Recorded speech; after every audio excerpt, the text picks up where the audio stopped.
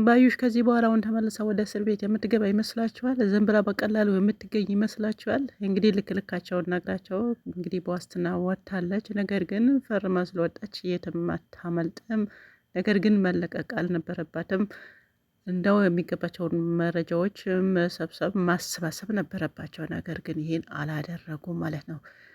ሌላው ተምቹና ብሌን እንግዲህ ወደ ኋላቸው እያጣጠሙ ነው ማለት ነው። ይህ እንግዲህ የሜላትም እናት ወደ ቤት መታለች ማለት ነው። እንግዲህ ብሌን በዚህ ልክ በጣም ደግና እየተራበ እንደው የምታበላ ልጅ ነች እና እንግዲህ ያው መጨረሻቸው ጨዋታም ጀምረዋል። እንግዲህ በጨዋታ ጀምረው በጨዋታ እንዳይጨርሱት ነው። እርግብም ጠፍታለች። ከዛ በኋላ የመጣችም ነገር የለም። የት እንደገባችም የሚታወቅ ነገር የለም። እንግዲህ ምን ይሆን መጨረሻው የምናይ ይሆናል። ሀናም በ11ኛው ሰዓት እንግዲህ በሁለት ቦታ በፍቅር ተይዛለች። በሁለት ሰው ነው እንደው የተያዘችው። እንግዲህ ከአንዱን አድርጎ መቀላቀል ነው። እንደው ሁሉም ጊዜ ችግርም ስቃይም ሀዘንም መከራም እያለቀስሽም እየሳቅሽም ያሳለፍሽው ከአሴር ነበረ። ከእሱ ጋር ብትጨርሺ ጥሩ ነው። ያው እሱ እንዳለውም እኔ ያው ላይ ቆሻሻ ቢሆንም ልብስ ቆሻሻ ልብስ ብለብስም ልቤ ግን ንጹህ ነው ብሎ ነግሮሻል። አንቺ ግን ያው ተቀያሪ ነሽ ተቀይረሻል ብሎሻል። ነገር ግን እውነቱ ነው፣ መቀየር አልነበረበሽም። አሁን አንቺ ሳይገባሽ ቀርቶ አይደለም። ባለፈውም እንደ ቀልድ ይሄ ልጅ ምን እየሆነ ነው ብለሽ ነበረ። እኛም ተረድተንሽናል። ስለዚህ አሁን ሳይገባሽ ቀርቶ ነው።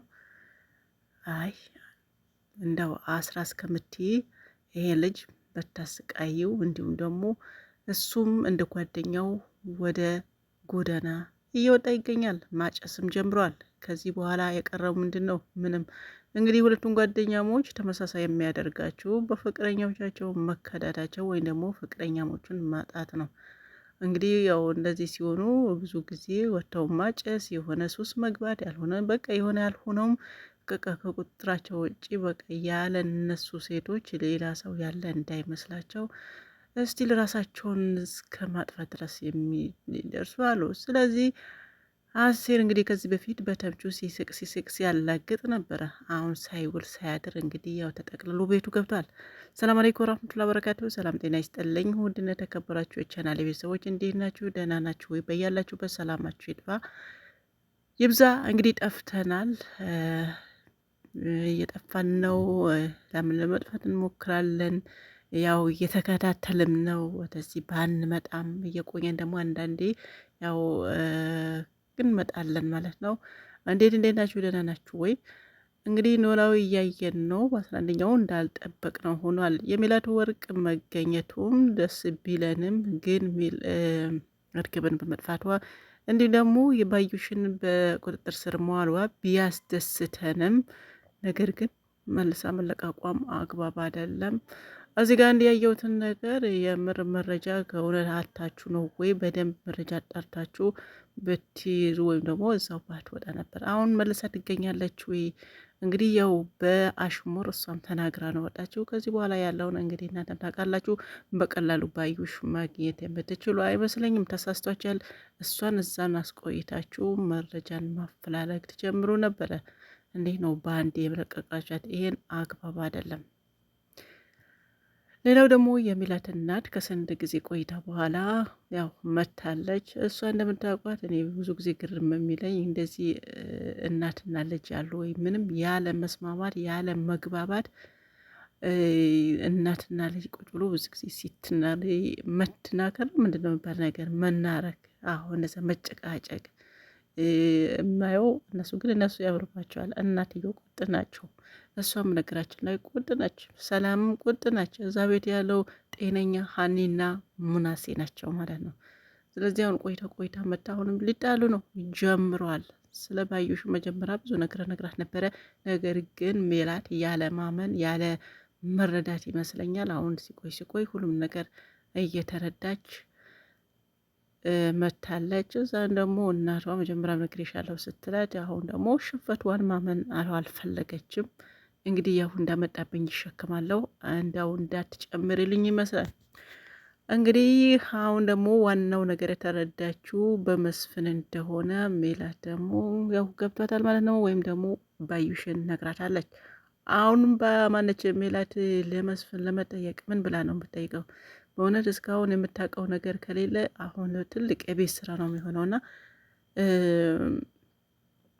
አሁን ምንድነው አለቻት? መስፍንን መስፍንን ያው መስፍን አሁን ብትሰጥሽ ትወስጂዋለሽ? ቆይ አሁን ምን ሊያደርግልሽ? አሁንስ መስፍን ቤቱ ለቆ ልጆቹ ለቆ አንቺ ጋር የሚመጣ ይመስልሻል? እሺ መስፍን አሁን ብትጠይቀውም የሜላት ይነግራት ይሁን? ምን ብሎ ነው የሚነግራት? አላውቅም። ምንም የሚነግራትም አይመስለኝም። ከነግራትም ጥሩ ነው፣ ግን በእርግጠኝነት አይነግራትም። ምን ብሎ ነው የሚነግራት? አይ ጓደኛ የነበረች አንቺ ሳየ ወደ አንቺ መጣው በዛ በዛ ነው ቂም ነበራት ምናምን። አረ ቂም ከነበረበት መጀመሪያ ለምን አልነገርከኝም ነው የምትለው።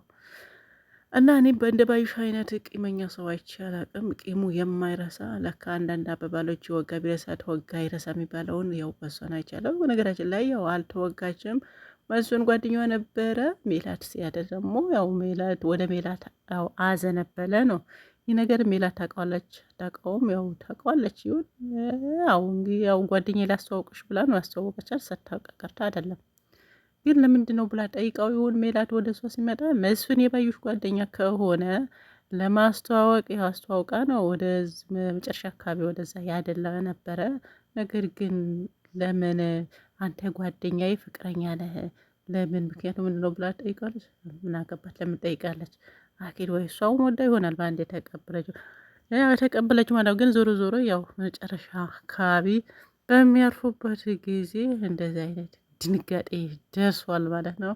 ግን ይሄ ባዩሽ ብትባል ቂመኛ እስካሁን ቂም ይዛ ቆይታ ለምንድን ነው እስካሁን ድረስ ያልተናገረችው? ሲሆን በምን መልኩ ነው ይህን ሀሳብ ያመጣችው የሚለው ሌላ ጥያቄ የሚፈጥር ነው። ሆኖም ግን በእነዚህ ቂም ይዛችሁ ረጅም ሰዓት ቁጭ ብላችሁ እሱን አይደለም ይሁን በመሀል የሆነ ነገር ብትሆኑ ያው እናንተም ናችሁ ተጠያቂ የምትሆኑት ማለት ነው። ቂም ይዛችሁ አጠፋዋለሁ ብላችሁ መጥፋትም አለ ማለት ነው። ልክም ሆኖ አትሆንም። የረጅም ሰዓት ሰው እንደዚህ ቂም ይዞ የሚቀመጥ አለ ወይ? እኔ በዚያ ማስታወስ እንደው እሷን ሳየው ነው እንደው እውነት እነሱ ያው ኖርማል ነገር ባይሆንም እንደ ማሳያ ነገር ነው። እንደዚህ ቂም ይዞ የረጅም ሰዓት ቁድሞ የሚበቀል ሰው እንዳለ ነው እኔ ይሄን ድራማ ተረዳሁበትና እንዲህ አይረሳም እንዴ? አንቺ ከረሳሽ ሁሉም ይረሳሉ እንዳትሉኝ። እንዲህ ነው የማይረሳው። የሶስት አራት ወልዶ የት እየኖሩ ዋኛውን በየቤት ወዛ ቆይ ቆይ ቆይ ብሎ እስከ የሆነ ጊዜ እስከሚደርስ ድረስ ያን ሰው አይረሳው ነው። በዛ ላይ ደግሞ አብሮ እየጠጡ አብሮ እያሳለፉ የገዛ ጓደኞቻችሁ ያው ጠላት ከሩቅ አይመጣም ባለውም በዚህ መውሰድ ትችላላችሁ።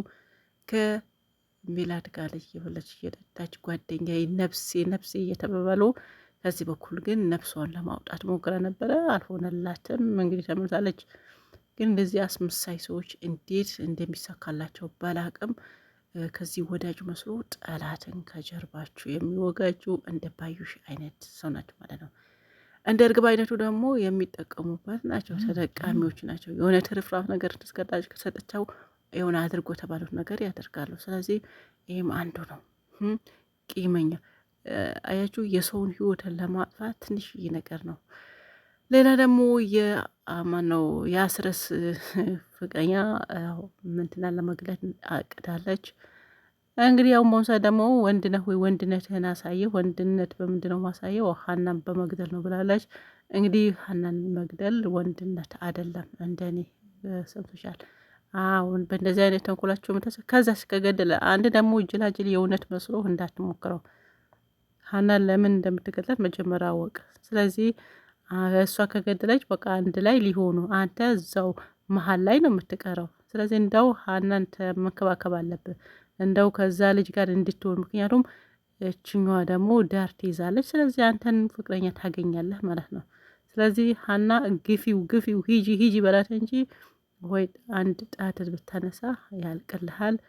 ሀናን ገደልካት ማለት እችኛዋ ፍቅረኛ ሙሉ ከሙሉ ወደ አስረስ ነው የምትሄደው ማለት ነው። አሁን ወደ አስረስ እንዳትሄድ ሀና ከልክላታለች። ሀና በመሀል ስላለች ነው። ስለዚህ ሙሉ መንገዱ ክፍት እንዲሆንላት ነበረ። ወንድነት ያሳየኝ እኔ ደግሞ ምን ፈልጋ ነው ብዬ የጠበቅኩ ነበረ። ስለዚህ ሰውን ለመግደል ወንድነት አያስብልም ማለት ነው። አንተ ጎበዝ ከሆንክ ያው አንዳንድ ጅሎች አሉ የእውነት መስሏቸው ወይም እንደዚህ ሰውን ህይወት በእጃቸው የሚጠፋ ካለ ለምን የሚለው ነገር እንትን በሉ። እኔ እውነትም እኔ ወንድ አይደለሁም እሷ ብላኝ ነው የእውነት እንደው ሴት ነኝ እንዴ ብሎ አንስቶ ኳቢ ያደርጋት።